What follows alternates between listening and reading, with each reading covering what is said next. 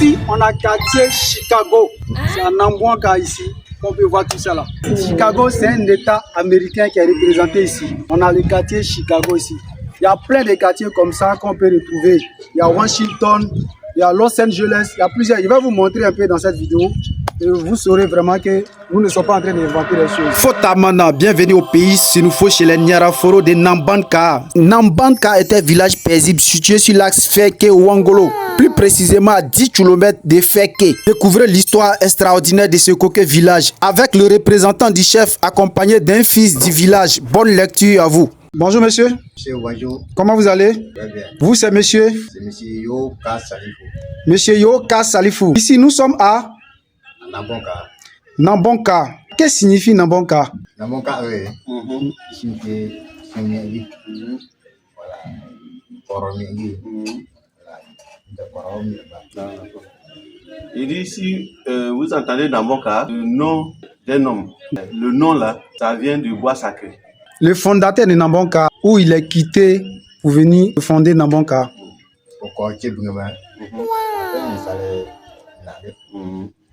Le fondateur de Nambonka s'appelait Nambon. Voilà.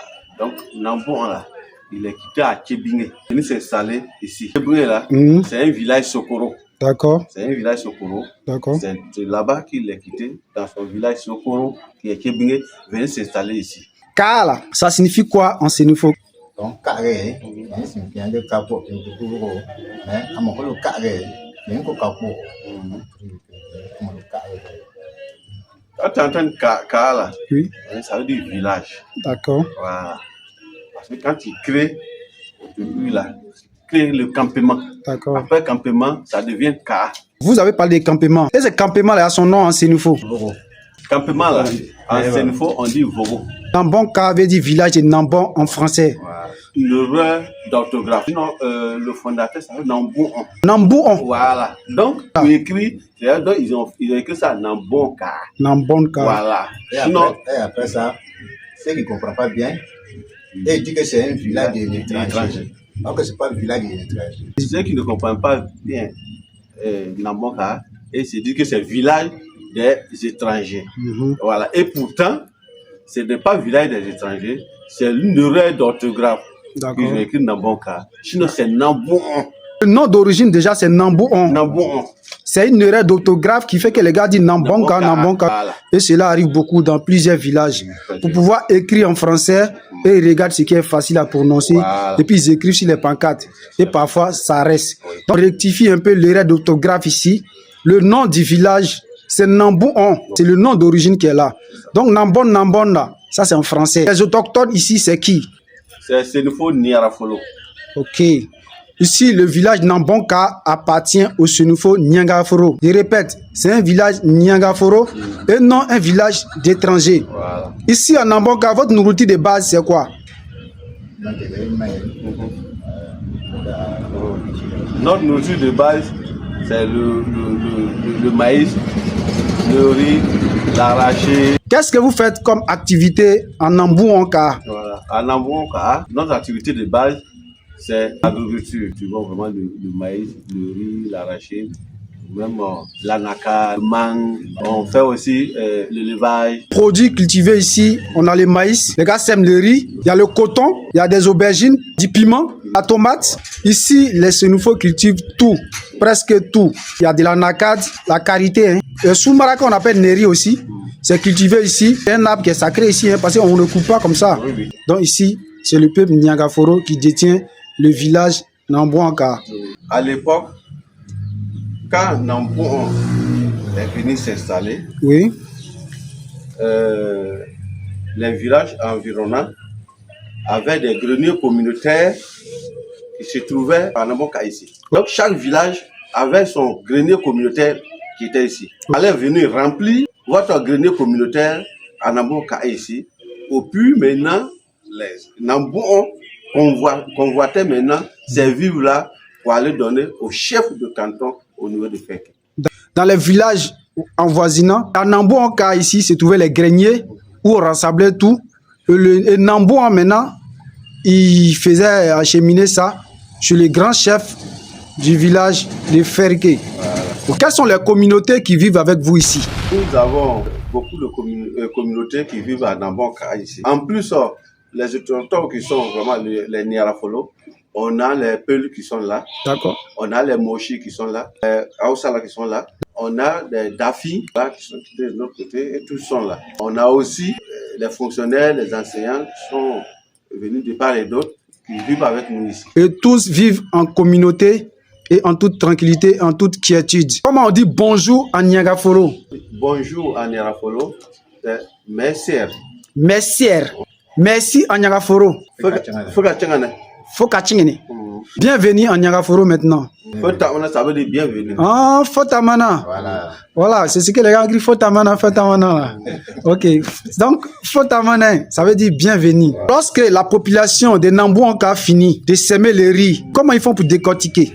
Après avoir fini de semer les riz, il y a ce qu'on appelle l'entretien, jusqu'à la maturité du riz, jusqu'à faire la maçonnerie, aller l'entasser, si un clé, chercher une machine, aller battre. Avant, c'était à la main, quand on battait avec les bois. Oui. Mais aujourd'hui, avec la modernisation, il y a des machines qu'on appelle les batteuses, Oui. les batteuses vanneuses.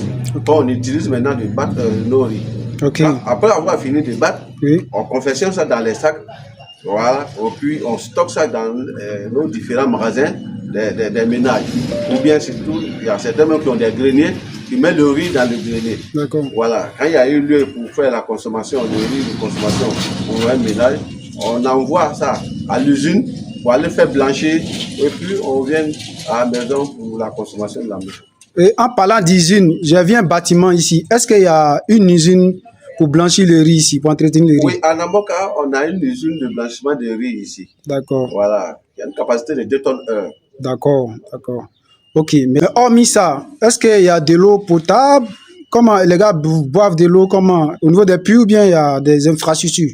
Oui, avant, quand Nambo s'installait, Oui, voilà, c'était des puits, oui, oui, qu'il avait creusés.